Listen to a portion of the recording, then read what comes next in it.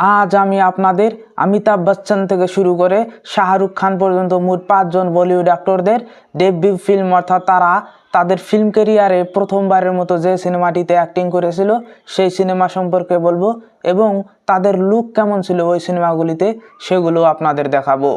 1 number Amitabh Bachchan. Amitabh Bachchan film জগতে পা রাখে 1969 সালে 7 হিন্দুস্তানি নামের সিনেমাটি দিয়ে। অমিতাভ বচ্চনের ফিল্ম ক্যারিয়ারের প্রথম সিনেমা 7 হিন্দুস্তানি ছিল খুবই একটা বাজে ফ্লপ। অমিতাভ বচ্চনকে এই সিনেমাটি করার সময় কেমন দেখা যেত আপনারা এখন স্ক্রিনে দেখতে পাচ্ছেন। 2 নাম্বার আমির খান।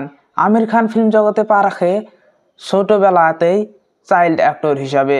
তবে প্রাপ্তবয়স্ক হয়ে আমির খান যে সিনেমাটিতে প্রথমবারের মতো অ্যাক্ট করে সেই সিনেমাটি হচ্ছে হোলি এবং এই সিনেমাটি 1984 সালে রিলিজ করা হয়। আপনারা এখন স্ক্রিনে দেখতে পাচ্ছেন যে আমির খানকে হোলি সিনেমা করার সময়কালে কীরকম দেখা যেত।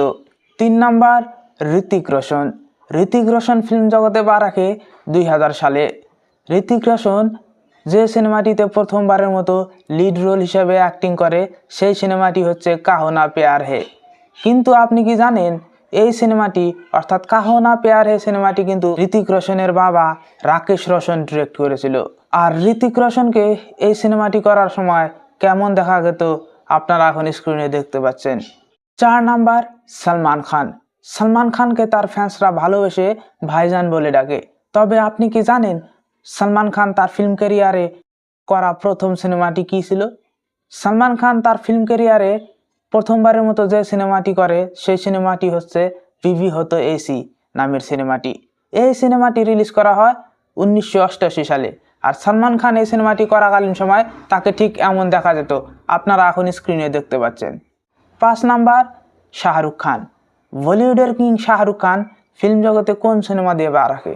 আপনারা হয়তো অনেকেই এই প্রশ্নটি জানার জন্য একদমই ইচ্ছুক। আমি আপনাদের বলতে চাই যে শাহরুখ খান প্রথমবারের মতো যে সিনেমাটিতে অ্যাক্টিং করে সেই সিনেমাটি রিলিজ করা হয় 1992 সালে এবং এই সিনেমাটির নাম ছিল দেওয়ানা। আর এই সিনেমাটি করাকালীন সময় শাহরুখ খানের লুক কেমন ছিল আপনারা এখন স্ক্রিনে দেখতে পাচ্ছেন।